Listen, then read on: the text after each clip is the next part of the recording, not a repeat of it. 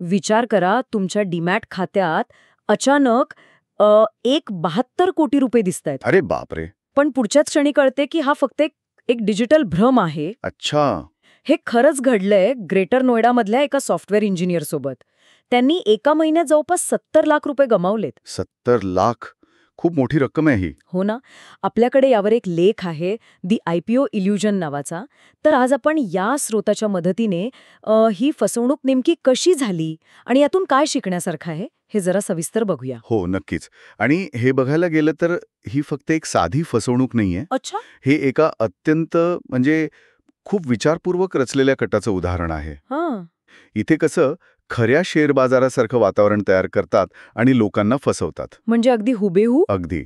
यात social engineering म्हणजे लोकांच्या मानसिकतेचा अभ्यास आणि तंत्रज्ञानाचा वापर करून लोकांना जाळ्यात ओढलं जातं. पण हे सगळं सुरू कसं झालं असेल? म्हणजे लेखत काय म्हटलंय? लेखाप्रमाणे पीडित व्यक्तीने सोशल मीडियावर कुठल्या तरी लिंकवर क्लिक केलं. ओके, एक साधं क्लिक. हो, आणि ते थेट एका व्हॉट्सॲप ग्रुपमध्ये ॲड झाले. WhatsApp group. नेहमीसारखेच ग्रुप्स. वरवर पाहता तसेच. तिथे मग stock market tips, IPO alerts आणि काय म्हणतात त्याला ओव्हर द काउंटर स्टॉक्सबद्दल माहिती दिली जात होती. हां, म्हणजे जे रेग्युलर मार्केटमध्ये नसतात ते स्टॉक्स. बरोबर. आणि मग काय, लवकरच त्यांना एका प्रीमियम ग्रुपमध्ये घेतलं गेलं. प्रीमियम ग्रुप म्हणजे तिथे काहीतरी खास असणार. अगदी. इथेच आम्हीच दाखवलं गेलं की खासगी IPOs आणि OTC स्टॉक्समध्ये गुंतवणूक करा आणि प्रचंड परतावा मिळवा. पण सक्त अशा आमिषाने कोणी इतके पैसे गुंतवेल? म्हणजे 70 लाख? विश्वास कसा बसला असेल त्यांचा? बरोबर प्रश्न आहे. इथेच तर खरी फसवी खेळी आहे. काय केलं त्यांनी? लिखात असं सांगितलंय की सुरुवातीला अगदी छोटी रक्कम गुंतवायला लावली, समजा काही हजार. अच्छा. आणि त्यातून मिळालेला नफा तो त्या व्यक्तीला सहज काढता आला, म्हणजे विड्रॉ करता आला. ओ, म्हणजे सुरुवातीला खरंच पैसे दिले. हो, ही एक स्टँडर्ड युक्ती आहे फसवेगिरीतली. एकदा का पैसे मिळाले की लोकांना वाटतं, अरे वा, हे तर खरं आहे, कायदेशीर आहे. बरोबर, विश्वास बसला मग. अगदी.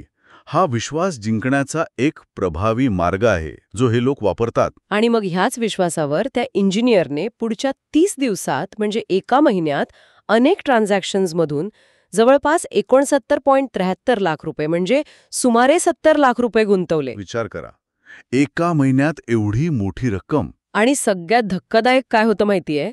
त्यांच्या त्या बनावट डीमॅट खात्याच्या डॅशबोर्डवर पोर्टफोलिओ चक्क 1.72 कोटी रुपये दाखवत होता. काय सांगताय? 1.72 कोटी म्हणजे 70 लाखाचे थेट 1.72 कोटी? हो, म्हणजे किती मोठा आभास निर्माण केला असेल. हो. हा डॅशबोर्ड इतका खरा कसा वाटला असेल त्यांना? हे बघा, तंत्रज्ञानाचा वापर करून हे शक्य आहे. अगदी खऱ्या डीमॅट अकाउंटसारखं दिसणारा इंटरफेस बनवता येतो.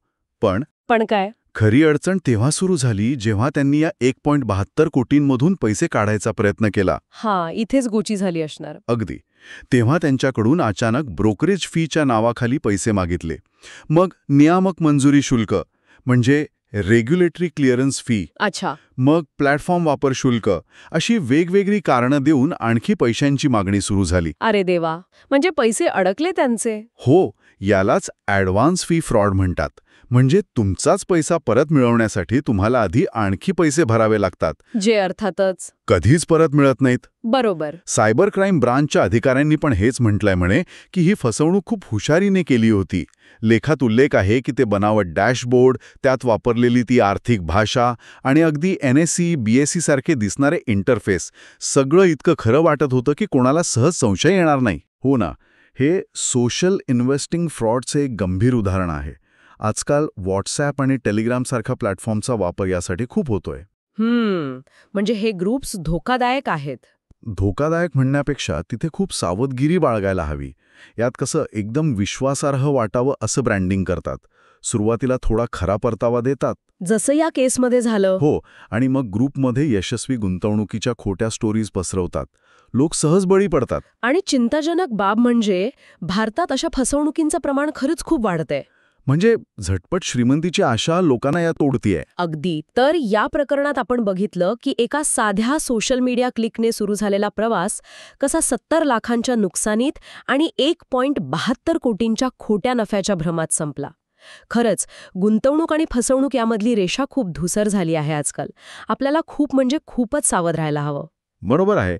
आणि इथे एक महत्त्वाचा प्रश्न उरतोच. कोणता? जेव्हा हे फसवे प्लॅटफॉर्म इतके हुबेहूब आणि खरे वाटू शकतात, तेव्हा फक्त वरवरचा इंटरफेस बघून किंवा आकर्षक परताव्याचे आकडे पाहून कसं चालेल? खरंय. याच्या पलीकडे जाऊन एखादी ऑनलाईन गुंतवणुकीची संधी खरी आहे की नाही हे तपासायचं कसं? पडद्यामागे नक्की कोणती पडताळणी करणं आता गरजेचं झाले आहे, जेणेकरून अशा डिजिटल भ्रमांपासून, या इल्युजनपासून स्वतःचा बचाव करता येईल. हा विचार खरंच प्रत्येकाने करायला हवा.